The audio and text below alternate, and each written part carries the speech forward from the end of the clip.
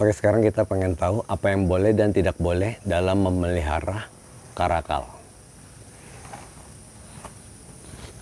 Yang boleh itu orang yang mau paham.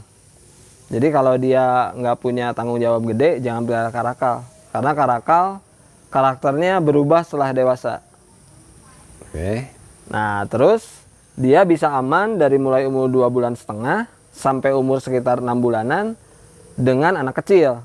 Tapi kalau udah di atas itu, dia bisa culas sama anak kecil. Oh, jadi dia itu apa? Bisa nerekam, bisa melukai. Sama hewan yang lebih kecil dari dia. Ya, jadi dia kalau lihat Atau anak makhluk kecil hidup. itu seperti mangsa di alamnya karena ukurannya kecil. Oke. Jadi yang paling benar buat pelihara dia harus orang dewasa, Om, kalau dia udah gede. Lalu karakal ini nggak boleh dipelihara dengan hewan lain ya? Ya, lebih baik jangan, karena kalaupun kita terpaksa nih pengen banget pelihara dia bareng sama hewan jenis lain, itu benar-benar harus dari kecil dan benar-benar harus diperhatiin. Karena ketika dia udah gede, dia tetap masih ada jiwa culasnya. Nah, katakanlah dia cuma main-main nih sama misalkan kucing peliharaan kita yang lain, tapi jenis kucingnya yang kucing kecil lah, kayak Persia, Maine Coon gitu ya. Nah, dia posisinya kan pasti kalau udah tua lebih gede ukurannya. Nah, mainnya dia itu beda sama mainnya kucing biasa. Nah, pasti luka-luka itu. Mau pasti luka atau malah tercabik ya? Malah tercabik. Dan biasanya dia itu seneng banget gigit ininya, Om. Apa sih, nelungkup ke punduknya. Punuk ya? Ya, karena dia naluri dia berburu di alam seperti itu. Yang digigit bagian leher situ tuh. Nah, bagian leher maksudnya dia main-main, karena kuat banget cengkraman gigitannya, kucingnya kecekik mati. Mati ya? Ya. Tuh, lihat giginya gede banget. Nah, lalu karakal ini nggak boleh dipelihara di dalam rumah ya? Nggak boleh.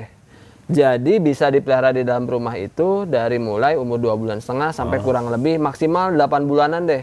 Nah, udah di atas itu, size-nya makin besar, dia harus disiapin ruangan yang lebih besar dan ada outdoor-nya. Dan yang lebih baik lagi, dipisah dari manusia.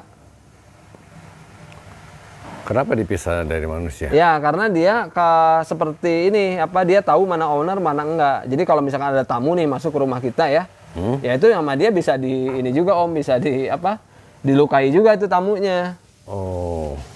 Bisa diserang juga sama dia? Ya, kalau udah dewasa ya, Om ya.